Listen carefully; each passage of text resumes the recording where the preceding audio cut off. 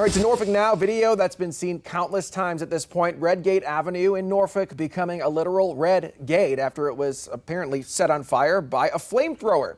It was part of a chaotic street takeover that happened Sunday night. This afternoon, I went back to West Ghent, where furious neighbors told me they're getting ready to make sure that this does not happen again. So there are multiple calls, vehicles racing up and down this area. After a night like this, From someone using flamethrowers. neighbors in West Ghent had a lot to say. It was chaos.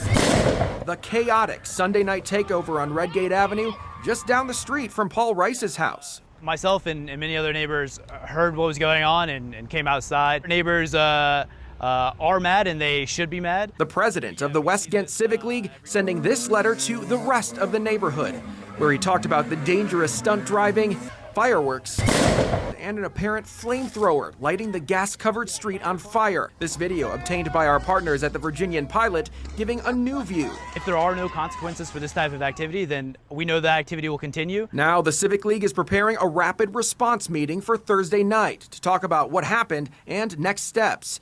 In the meantime, Rice says the neighborhood is in contact with Norfolk police, who Monday attributed a delayed police response to being called to another incident.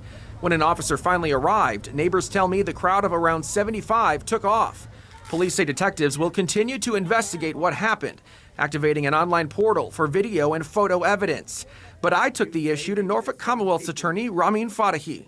I could not believe that in the middle of the city of Norfolk, people would be doing things that stupid and that dangerous. What are some of the challenges with prosecuting this kind of behavior? And the whole idea is to be able to disperse as quickly as they got there once the law arrives. Reckless driving, vandalism, contributing to the delinquency of minors. If there is an arrest and if the evidence is there, I take this kind of thing very seriously. And that's where he says neighbors' video and pictures will play a big role. Put that in the hands of Norfolk PD so we can have some kind of charges filed. In Norfolk, Anthony Sabella, WTKR News 3.